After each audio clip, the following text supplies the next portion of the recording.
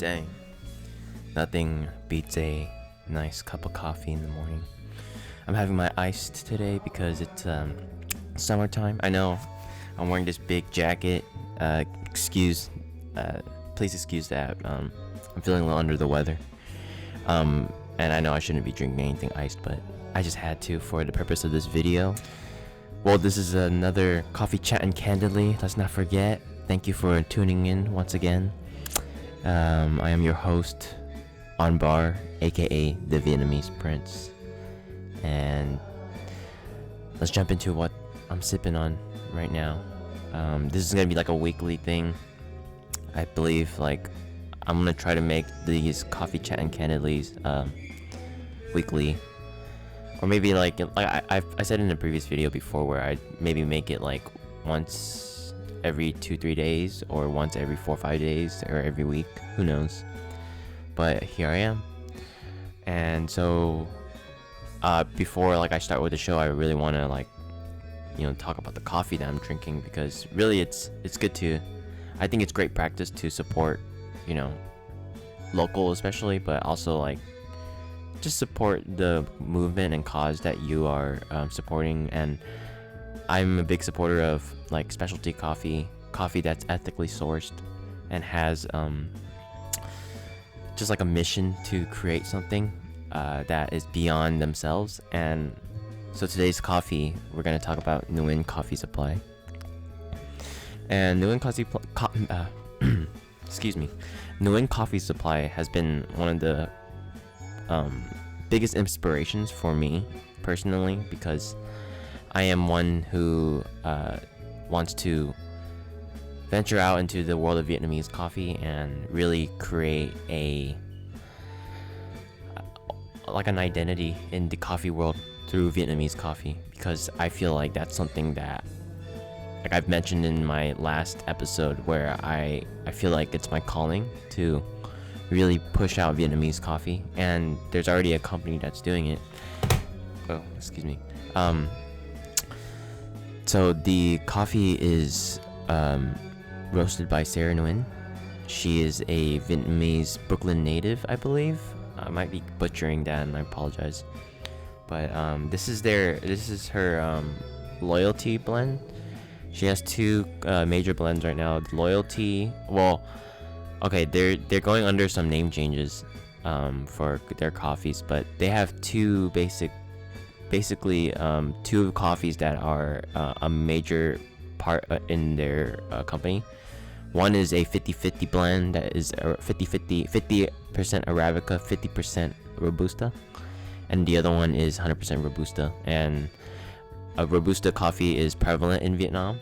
Vietnam grows majorly, I think about 90% or more of Robusta coffee, and Arabica is just a very small percentage. And most of the coffee market prefers Arabica, which is unfortunate. So then, and it for their own reasons, because Arabica tends to have the flavor notes that's more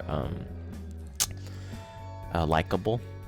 And so I think it's a great job that she's doing. She's doing something that is beyond bringing cultural representation is one of the things that she wants to bring out, and also fair business being done in the coffee farms in Vietnam, so which is really dope. She has the TED Talk that I'll link it down below. It's really inspiring.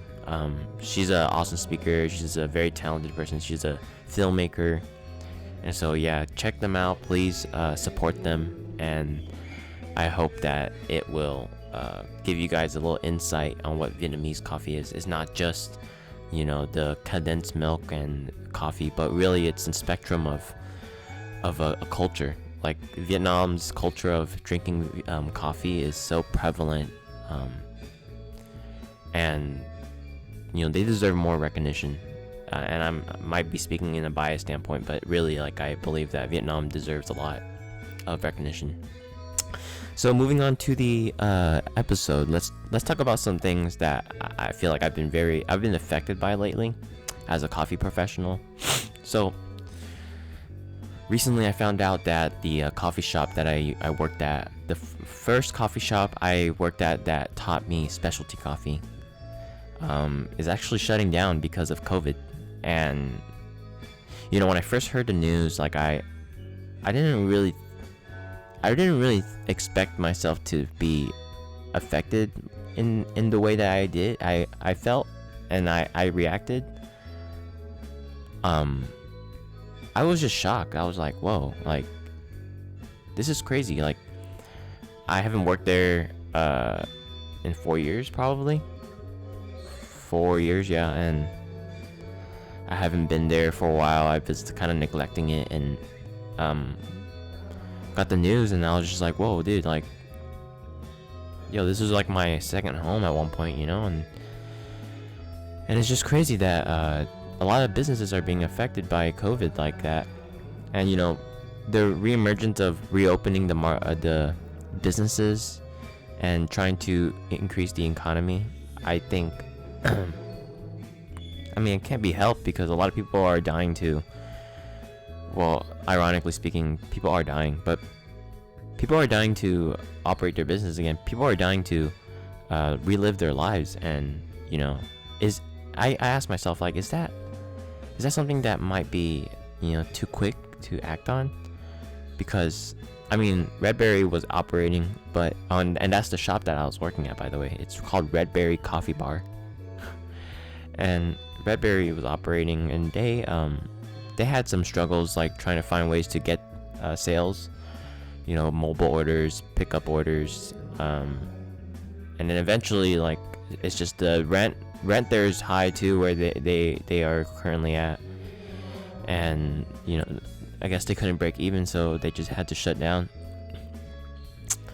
And if only, and I'm not like a politician or like anything, I don't have any influence in influencing the people that actually make these moves, where supporting businesses like small businesses, so that they can make it through these tough times. Because I guess a lot of people have to think about it, where small businesses, it's their life. Like, people that run small businesses, they make their livelihoods off of it. I mean, some people work part-time jobs, full-time jobs to keep their businesses alive, but for the most part, their business is what they want to thrive on. For the most part. But yeah, I was really shocked. I was like, man, like, this was a place that I called home for a while, and these people were my people. My boss Jeff, like, he was like a great guy, long hair, plays Call of Duty. Like, it's crazy. And it reminds me, like, when you don't see something for a while, it's like when you don't see a family member or families for a while, and something tragic happens, and it's like you look back, you can't do anything about it, and there's nothing you can do. Who can you blame? I can't blame anybody. I could try to blame the virus, but like, the virus is like a dog. Like, the dog won't know what it's doing. It's just going out there, mutating, infecting. So I don't know. I'm kind of at loss for words right now. I mean, they're not completely shut down yet. They're actually still operating until the 20th of August. And so I may have the opportunity to go out and support once I go back to work and get my life back on track. But it's been a while since I've seen everybody there too at the shop. A lot of people that I used to work with probably don't work there anymore. But yeah, and I'm just speaking candidly on this because I really want to put that focus for small businesses and like cafes out there that might be struggling through these times. Like, it's tough, and I can't even imagine what it's like to run a business and still try to make ends meet. And so yeah, I'm just gonna keep everybody that's running a business in my prayers. And there's just gonna be a moment in time where this will clear up, and hopefully it will be for the better, when the agenda of creating a better opportunity for everybody would be pushed out. Because I mean, at this point, I feel like it's like a free-for-all where everybody's kind of watching out for themselves. Or like at least like the ones that are making the moves at the top, they're really just focused on anything but what the people actually need. And that's kind of harsh to say. I'm not like someone who's you know, an insider of this type of information, but really like from what I'm seeing, from what I'm like experiencing in my life, like it doesn't feel like I'm being taken care of. I mean, yeah, I get like a $600 check, a $1,200 check that one time, and I think there's gonna be another stimulus check, but you know, I think there's got to be a lot more in terms of trying to handle this pandemic better. Like, you know, the testing is very important. I think it's very crucial, but you know, it's very unfortunate that the results have to be not accurate in a way, and also like the ways that employers and employees have to have this weird elephant in the room, like, yo, there's a pandemic going on and you're expecting me to work like these long hours and expecting me to do sales that are just as if there wasn't a pandemic, you know, like, I don't know.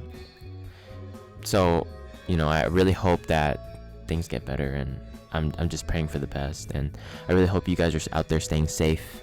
Thank you for listening to me, just expressing my thoughts and just, you know, understanding where I'm coming from.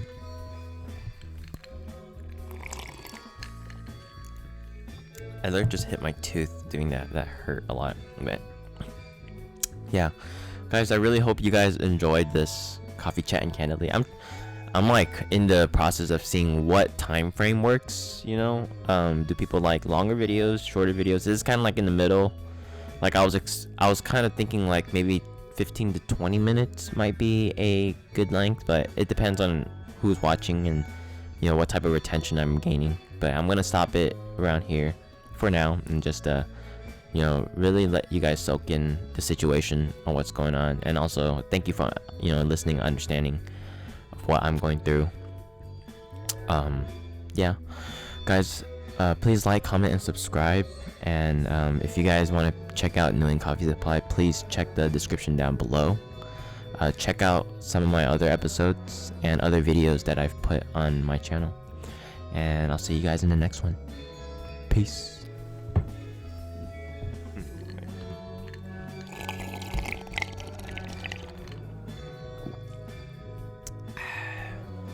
Dude, I need to make some ASMR videos.